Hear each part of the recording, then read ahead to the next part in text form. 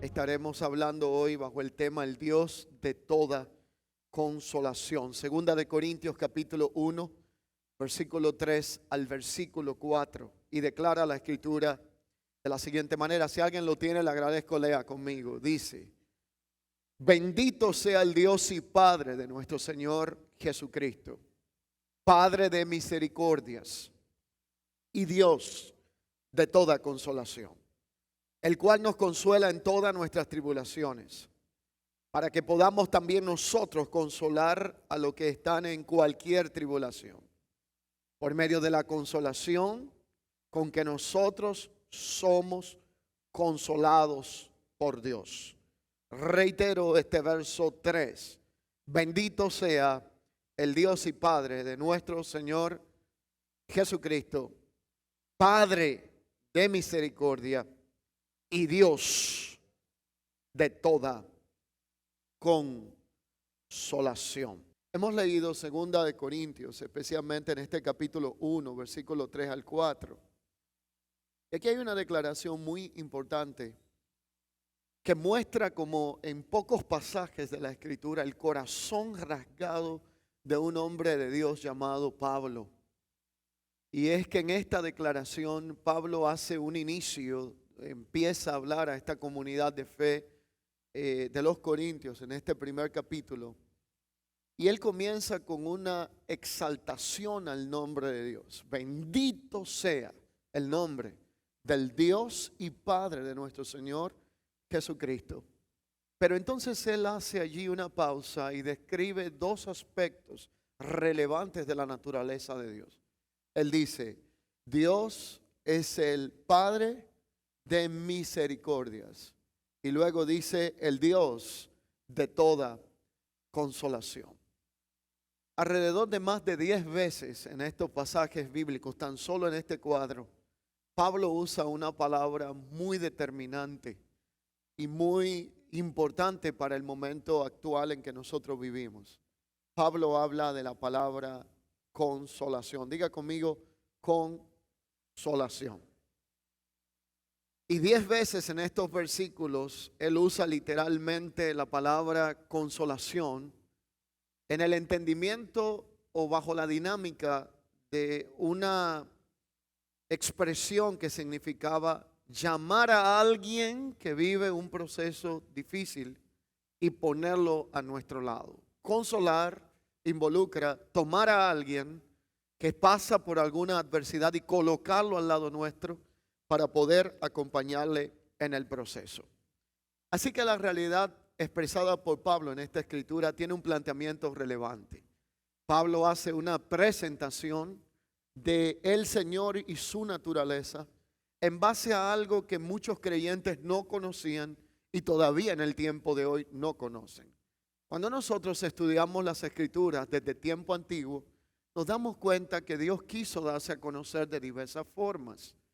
Asimismo, como Dios a través de la historia y del tiempo se quiso dar a conocer de diferentes formas, para cada uno de nosotros hay una experiencia vivida en la presencia del Señor que nos da a conocer un aspecto de la naturaleza divina. Por ejemplo, muchos de nosotros hemos pasado momentos diversos de adversidad en nuestra vida.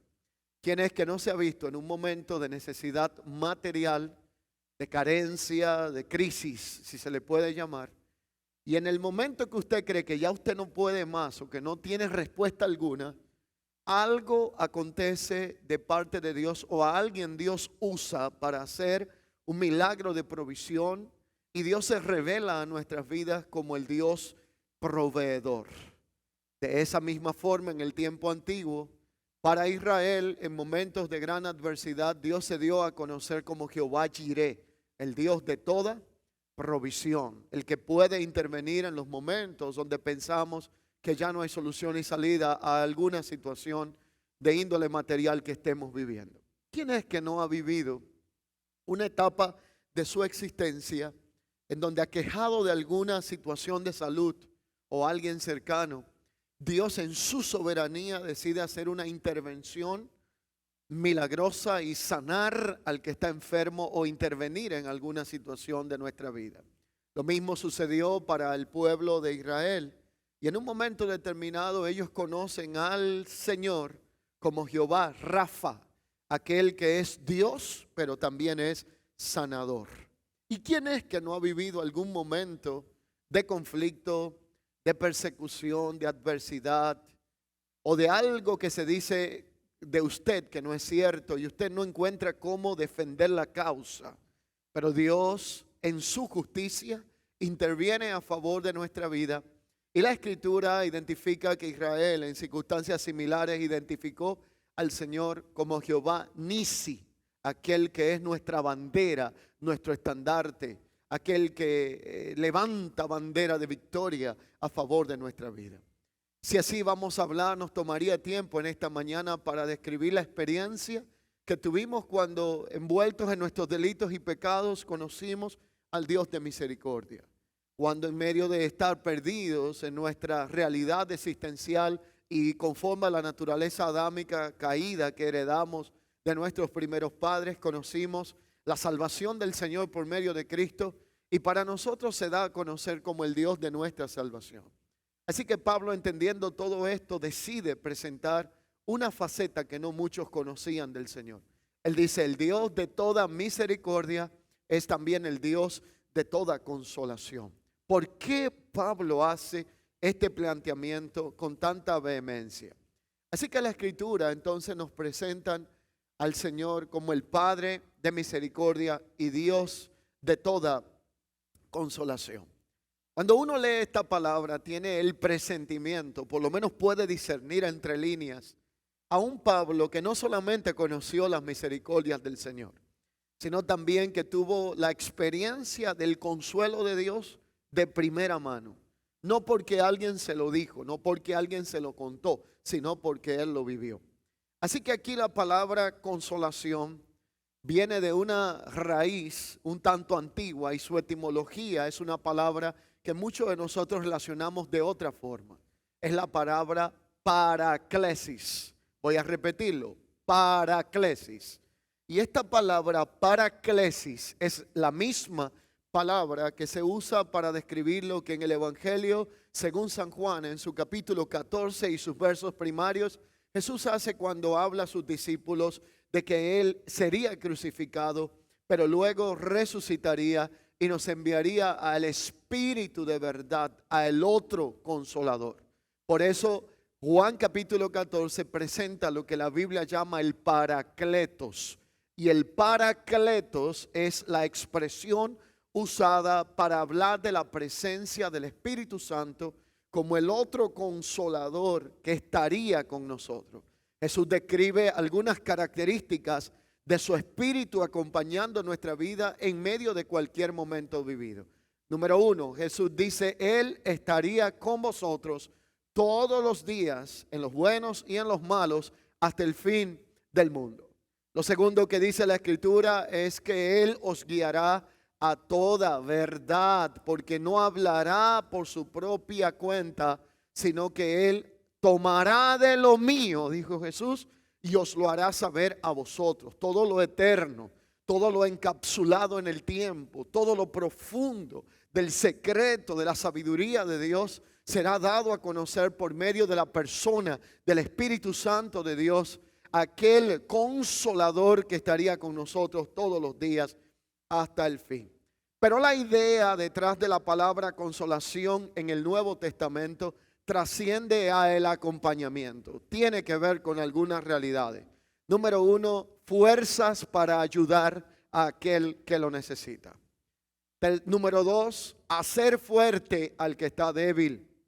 Y la idea detrás de esta palabra se usa mucho en una expresión en latín que es la palabra fortis, la cual significa valentía y es hacer valiente aquel que ha perdido La valentía en medio de un momento determinado. Por eso Pablo fue responsable al decir que el espíritu que Dios nos ha dado a nosotros no es un espíritu de cobardía, sino que se describe en 3 características: poder, amor y dominio propio. Tomo la palabra poder por un minuto. Muchos de nosotros solamente relacionamos con poder a lo que tiene que ver con la expresión creativa de Dios para hacer milagros portentosos. Abrir el mar en 2, sacar agua de la roca, hacer que los carros de Faraón y los caballos se hundan y se ahoguen en el desierto.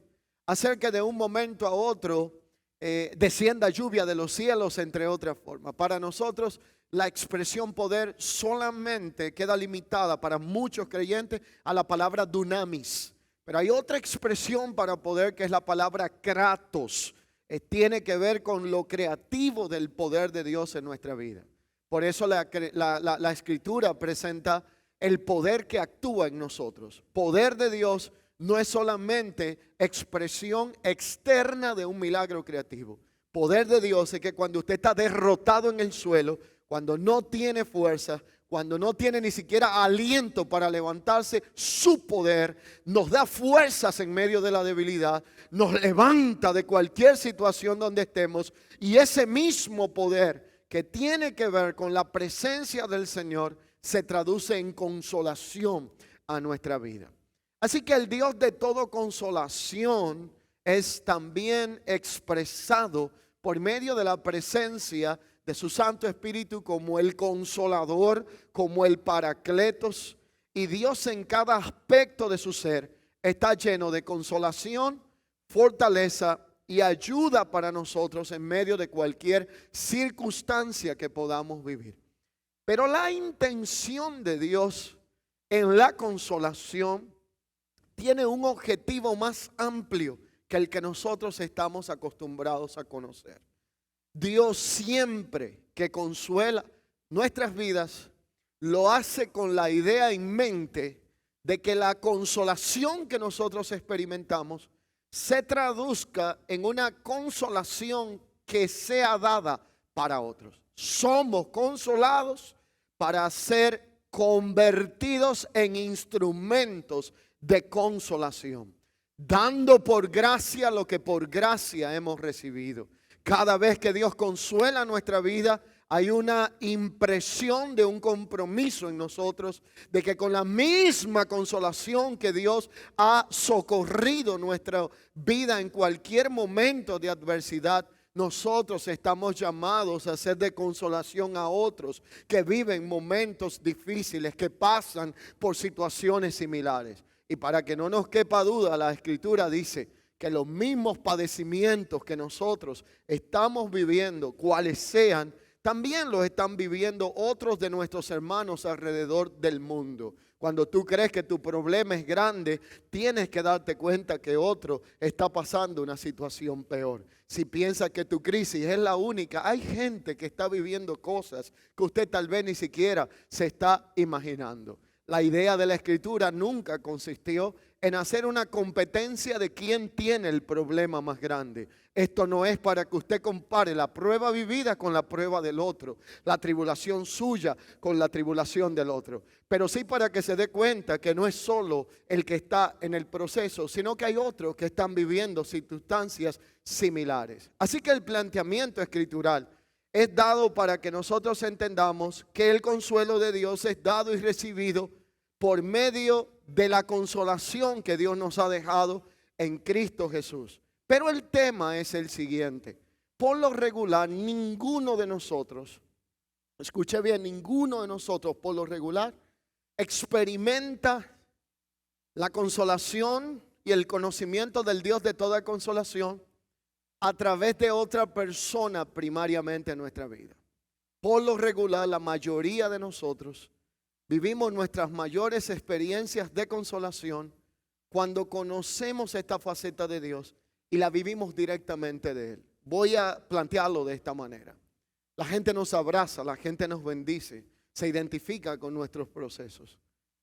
Pero por lo regular, la tendencia nuestra como humanos es una tendencia orgullosa y egoísta, heredada del primer Adán. Por eso a nosotros nos cuesta mucho dar a conocer las vulnerabilidades de nuestro corazón. Y en el Evangelio tenemos una serie de especialistas en máscaras y maquillajes que saben guardar muy bien las situaciones de vulnerabilidad interna, porque la religión se encargó de mostrarnos una realidad totalmente diferente a la de las Escrituras. Voy a plantearlo de esta manera.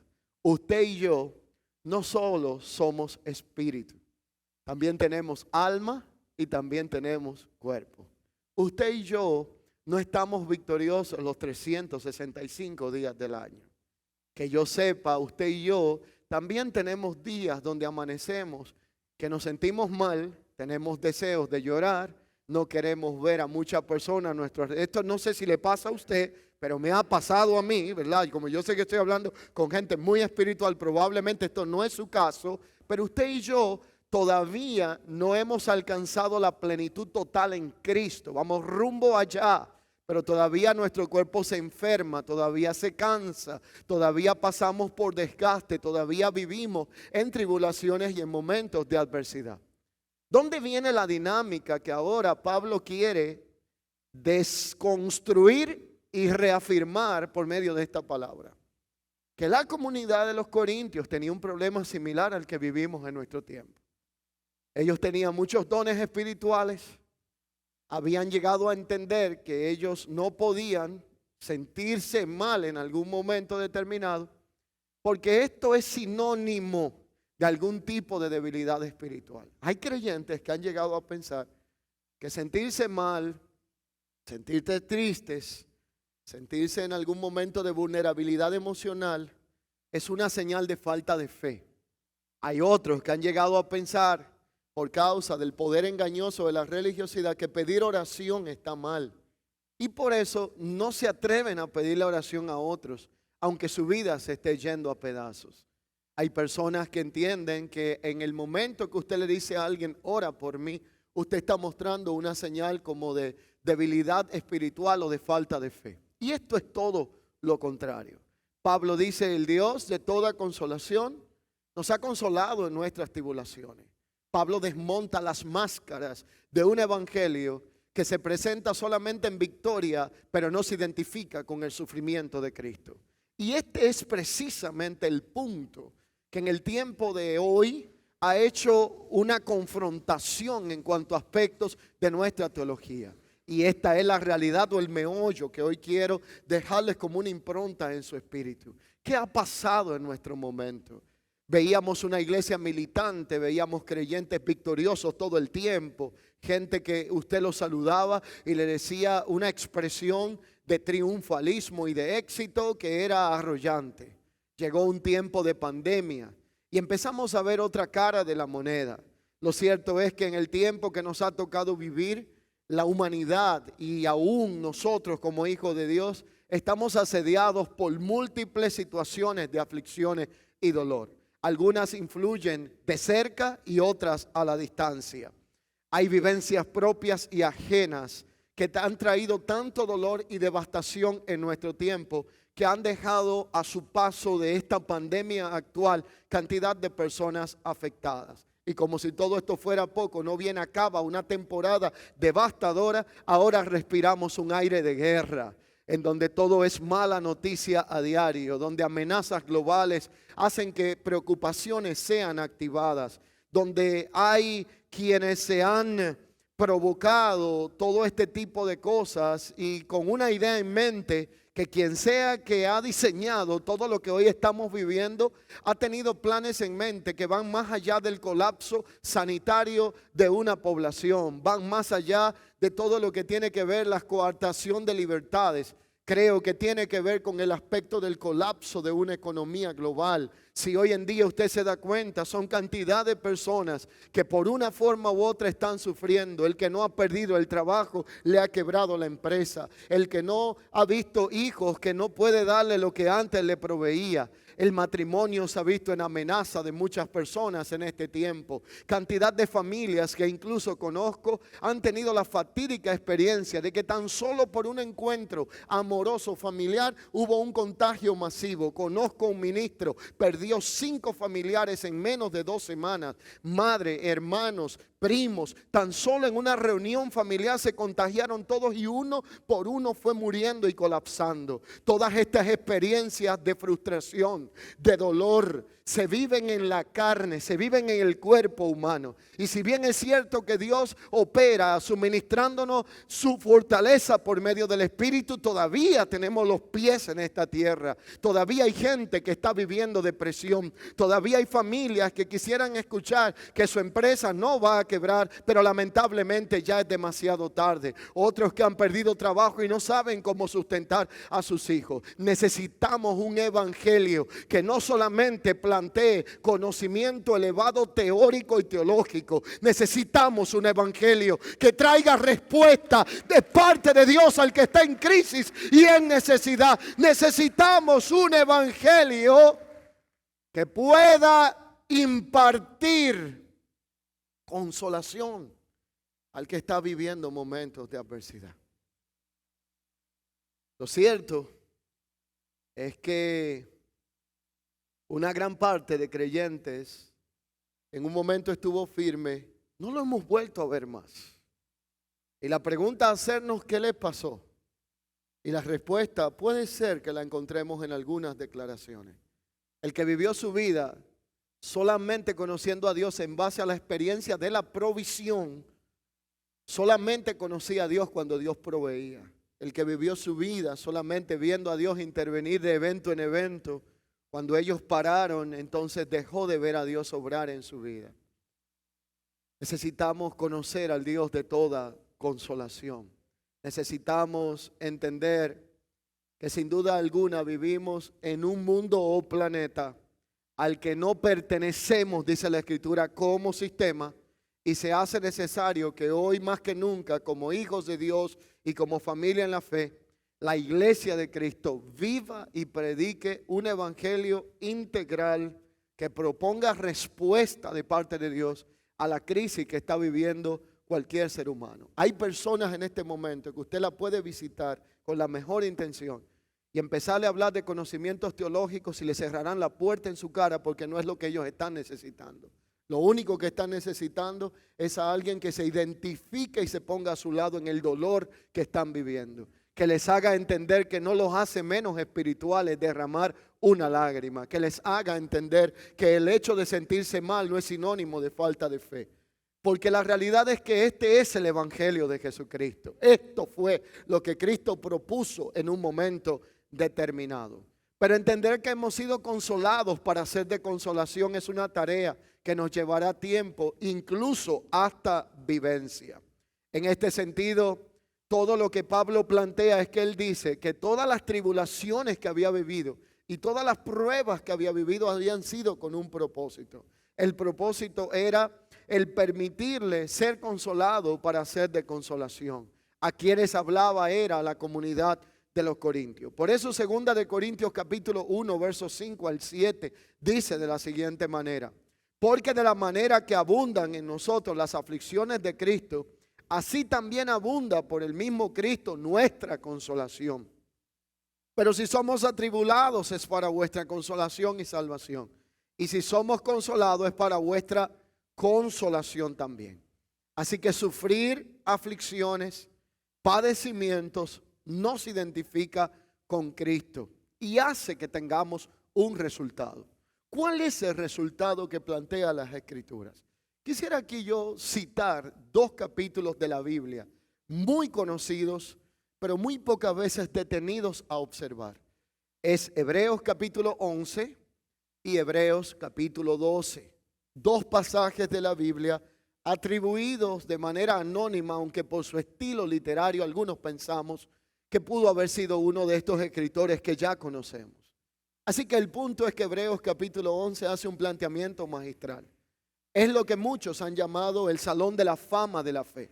Hebreos capítulo 11 plantea que los primeros creyentes que vivieron en otras edades y en otros tiempos taparon bocas de leones, vencieron gigantes, derrotaron adversidades, fueron aserrados y cortados en dos por su fe, lanzados a los leones, fueron encendidos en la hoguera. Algunos murieron sin ver lo que esperaban, pero con una sonrisa en sus labios, porque estaban enfocados en su patria celestial y no en los beneficios temporales de su tiempo. Cita allí algunos que vivieron en otro momento en donde probablemente pasaron persecuciones, encarcelamientos, adversidad y todo tipo de vicisitud. Esta es la presentación que Dios hace de Hebreos en el capítulo 11 para luego llevarnos a comprender una poderosa verdad en el capítulo 12 del mismo libro. Y en el capítulo 12 entonces presenta la vida nuestra en el Señor como una especie de carrera de fe. Y en esa carrera de fe, Hebreos capítulo 12, entonces hace un planteamiento. Y dice, corramos, y hace un aclarándum, con paciencia la carrera que tenemos por delante. Ese planteamiento que hace el escritor de los Hebreos es que la vida de fe es una especie de carrera. Pero aclara, en esta carrera de fe no gana el que va más rápido, sino quien tiene mayor resistencia. Por lo tanto, corran, pero no con velocidad, sino con paciencia, porque el objetivo no es andar rápido, sino llegar hasta el fin, y el que perseverare hacia el fin, ese será salvo. Y esta es la declaración primaria de Hebreos 12. El segundo aspecto que dice es, en esta carrera ustedes no tienen ni fanáticos ni espectadores, sino testigos sentados. Ay, Dios mío. Dile al que está a tu lado, yo no estoy corriendo en un estadio lleno de fanáticos. Dile a otro, ni siquiera de espectadores.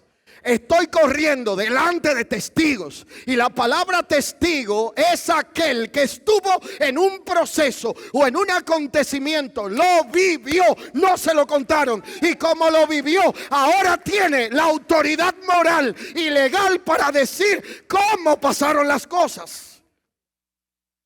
Entonces, si usted y yo fuéramos a recrear el escenario de Hebreos 12, el mismo que está hablando allí dice que estamos corriendo ¿el qué? Ayúdeme. Una carrera.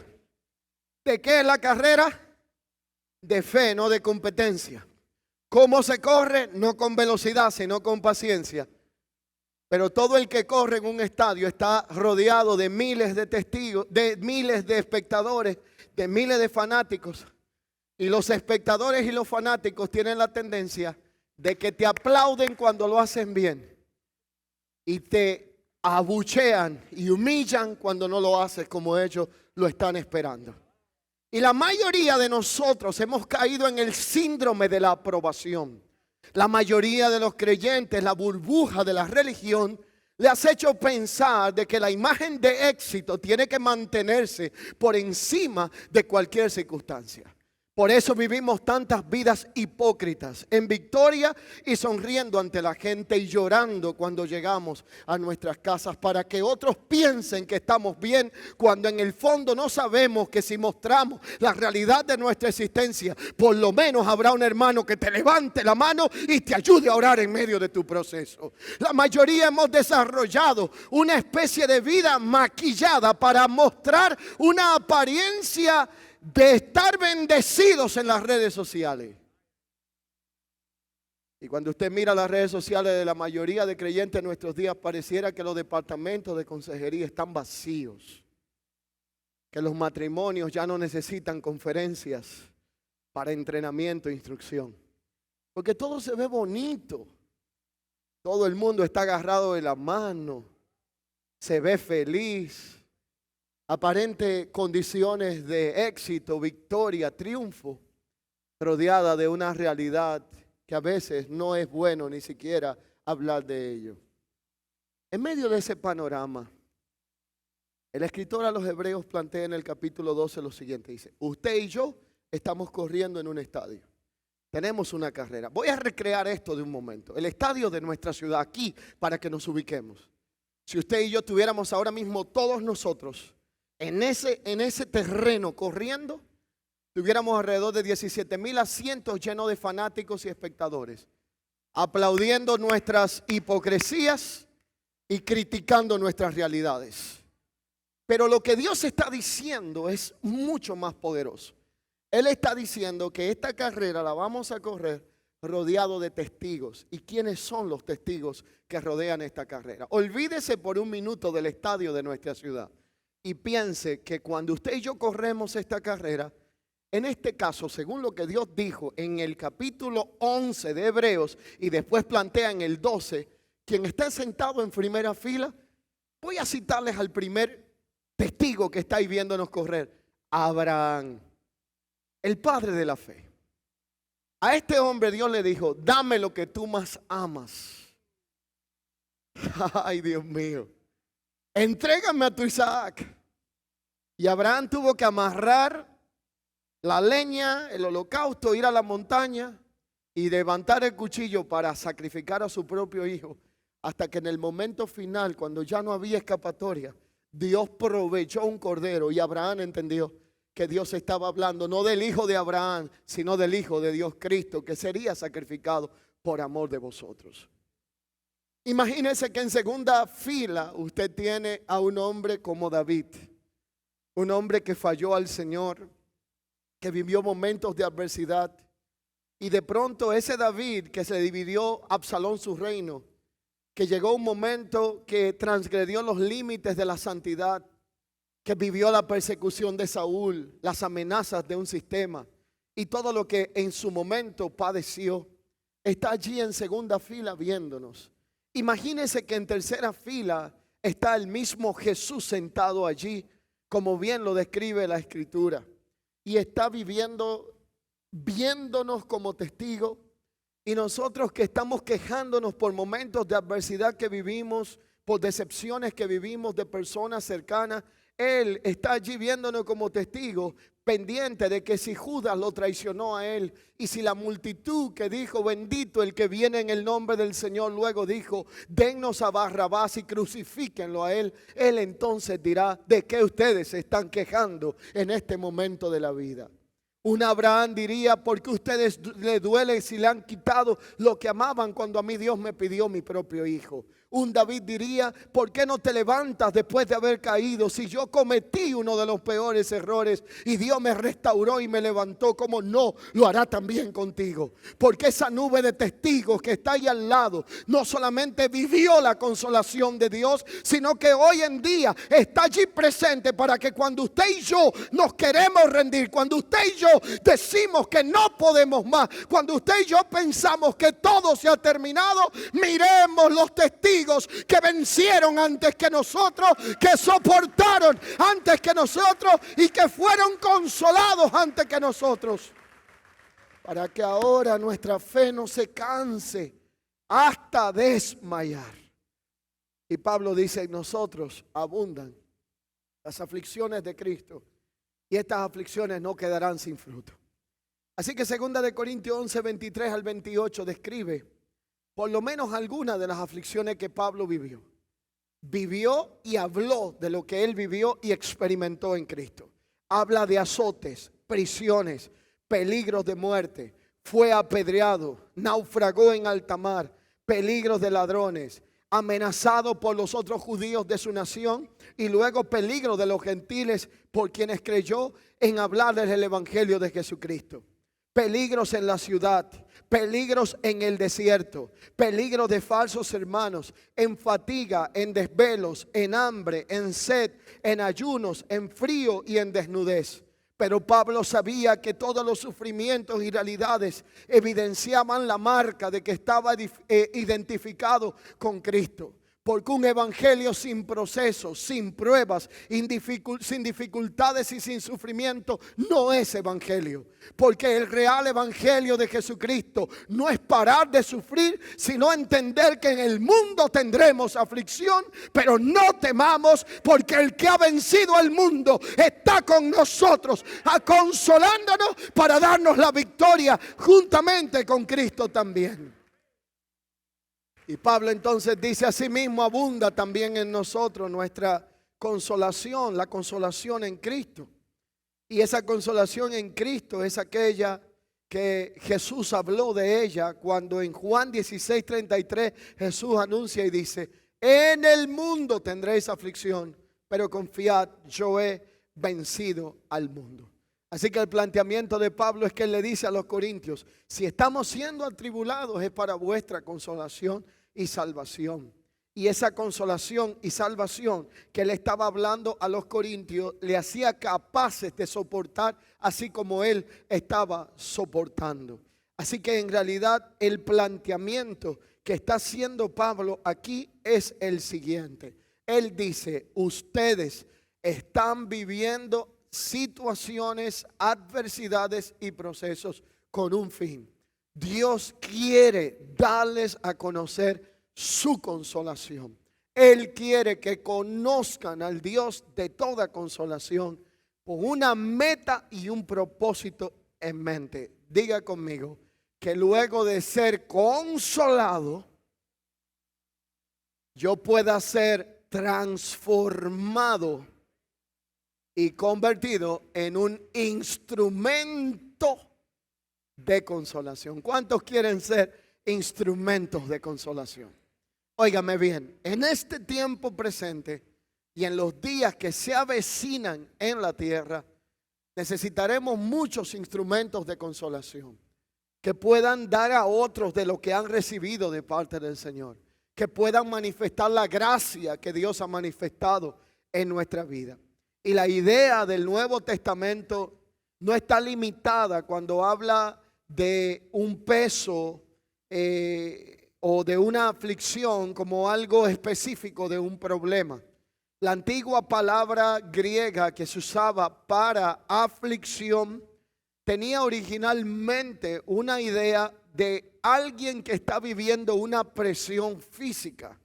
Y por eso en la antigua Inglaterra y en algunos lugares, cuando una persona era condenado como criminal, le empezaban a colocar objetos pesados encima hasta que eran presionados y el peso y la carga lo llevaba hasta la muerte. Se llamaba el proceso de la aflicción luego de haber sido encontrado en algún tipo de condenación o falta.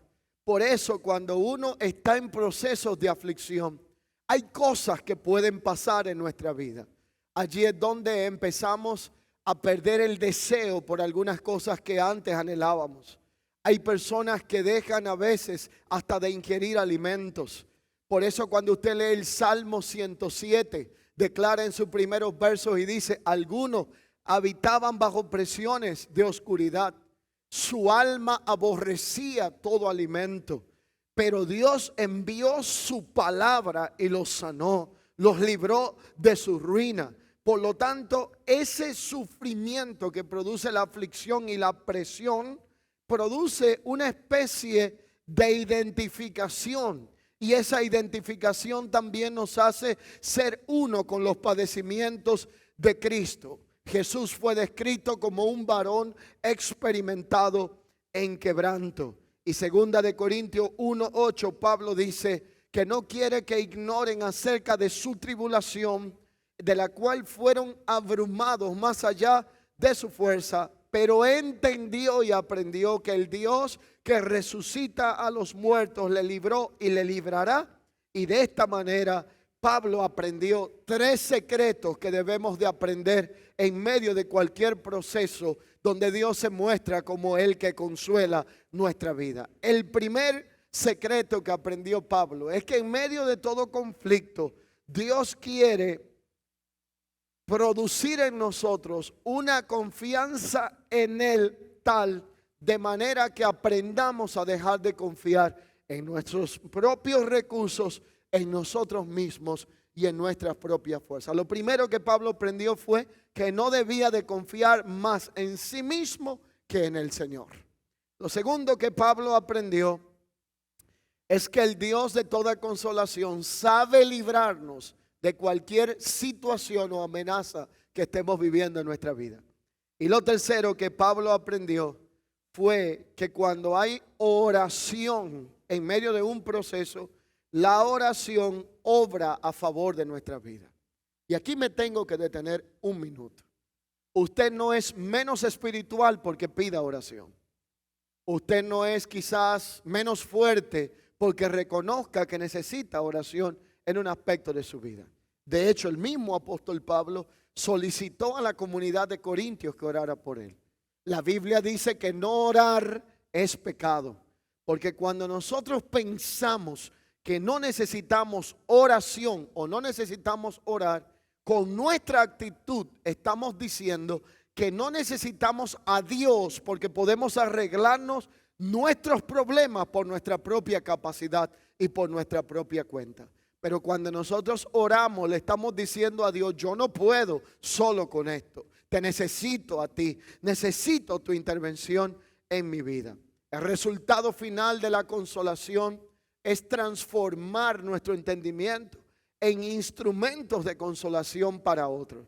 Y voy a citar 2 ejemplos para luego concluir esta enseñanza de lo que es un instrumento de consolación. El primero es el modelo de un creyente llamado Tito, que le insto a que usted lo estudie en las Escrituras. Segunda de Corintios capítulo 7, versículo 5 al versículo 6, habla de Tito. Y dice la Escritura de la siguiente manera: porque de cierto cuando vinimos a Macedonia, ningún reposo tuvo nuestro cuerpo, sino que fuimos atribulados de afuera con conflicto, de dentro con temores. Pero Dios, que consuela a los humildes, nos consoló, enviándonos ¿a quién? A Tito. Así que Pablo entonces expresa esto y dice: Tito en medio nuestro dejó de ser un hermano más para convertirse en un instrumento de consolación. Y en el momento en que vivíamos conflicto de afuera, temores de adentro, entonces Tito llegó, y la venida de Tito consoló y animó y ayudó a Pablo y a sus colaboradores. Porque hay detalles, actitudes que consuelan, animan y fortalecen a alguien que está viviendo un proceso de adversidad. Ahora yo le hago la pregunta a usted: ¿ha sido usted como Tito en algún momento para la vida de otro, o está a tiempo de serlo? Ahora yo le pregunto a usted: ¿podremos nosotros tener en cuenta el modelo de Tito, que se convirtió en un instrumento de consolación para la vida de todos aquellos que él conocía? Pablo describe a este Tito como uno que con su presencia traía consuelo en cualquier adversidad. Yo no sé si usted ha conocido personas, pero yo he tenido el privilegio de conocerlo. Usted puede estar en medio del problema más difícil. Ellos llegan y usted tiene que sonreírse aunque todo esté mal en el momento a su alrededor. Y si no logran que usted se sonría, le hacen un chiste. Y si no lo logran con el chiste, le hacen cosquilla. Pero algo hacen para que usted cambie el panorama que tiene enfrente. Siempre tienen una palabra de estímulo, de ánimo, de fortaleza. Cuando nadie tiene soluciones, ellos plantean una. Porque se determinaron en ser instrumentos de consolación. La pregunta entonces es: si hay alguna consolación en Cristo y Cristo está en nosotros, entonces ¿para cuántas personas nosotros estamos siendo instrumentos de consolación? ¿Cuántas personas Dios ha puesto en nuestro camino diario, en nuestro andar, en nuestras zonas laborales, familiares, círculos de amigos? ¿Cuántas veces hemos levantado el teléfono para darle una llamada a alguien que repetidas veces Dios le está trayendo a nuestra mente, y probablemente lo único que necesita escuchar del otro lado es a alguien que le diga: te estoy llamando no para pedirte nada, no porque necesito nada, sino porque quiero que sepas que estoy contigo y que puedes contar con alguien que está orando por ti en este momento? ¿Estamos siendo instrumentos de consolación? ¿O solamente hemos consumido consolación en algunas etapas de nuestra vida? Estamos de esta manera manifestando el colocarnos al lado de alguien que se encuentra en un momento de adversidad.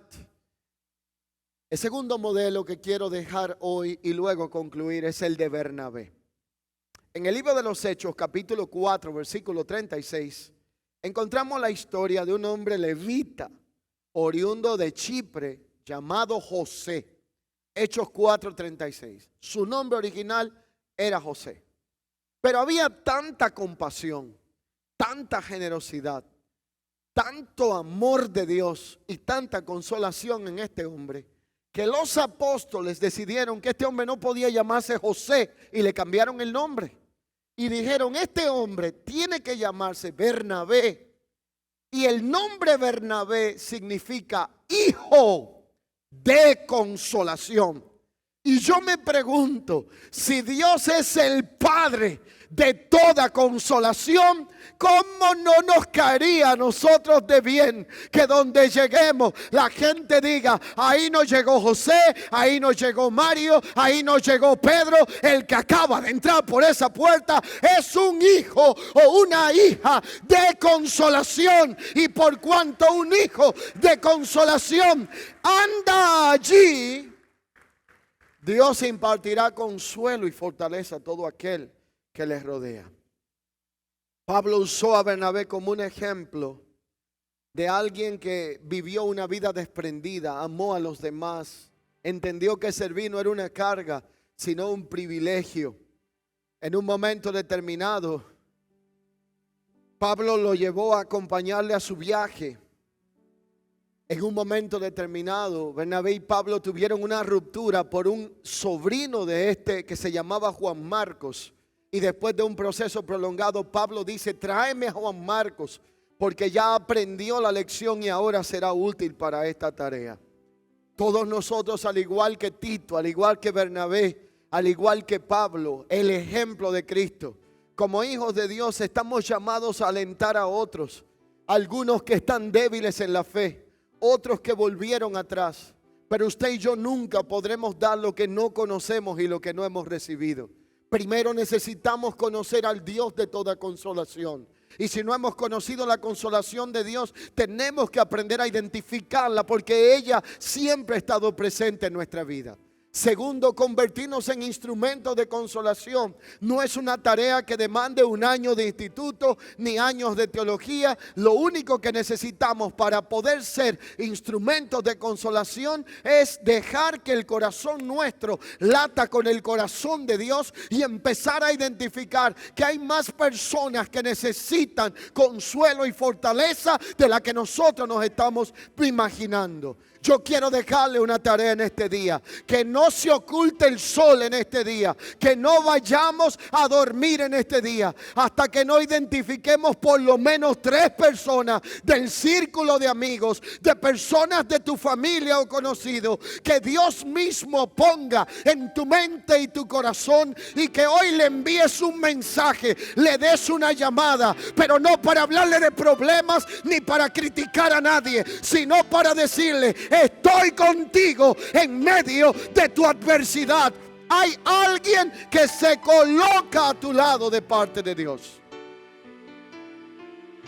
Y te diré que te sorprenderán los resultados. El índice de depresión en este tiempo está tan desbordado que los psicólogos ya no tienen citas disponibles. Esto ya no tiene que ver con una persona mayor de edad.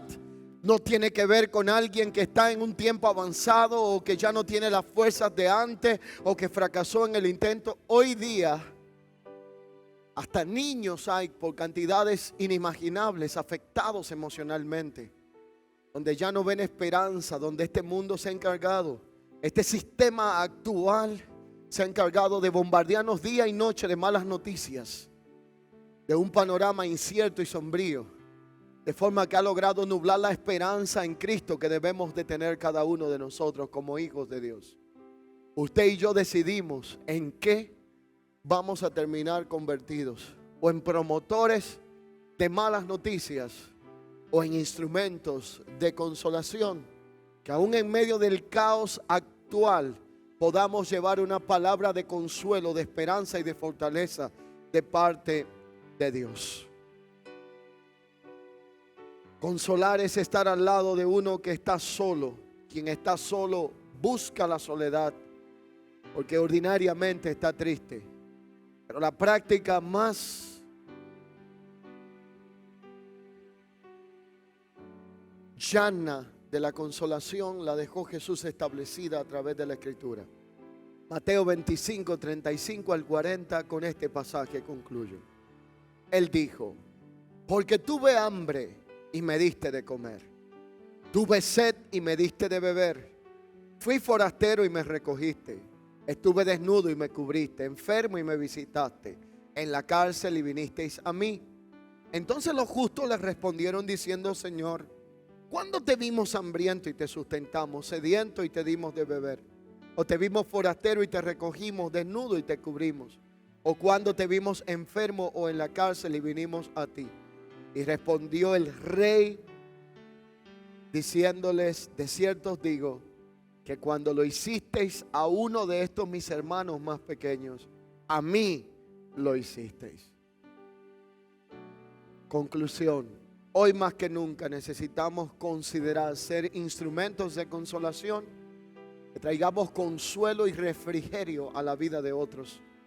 Que nuestra vida, que nuestras palabras y nuestro andar fortalezcan a aquellos quienes el Señor por soberanía ha puesto en nuestro andar, en nuestra existencia, o nos ha unido con algún tipo de vínculo cargado de propósito y hasta ahora no lo habíamos podido ver.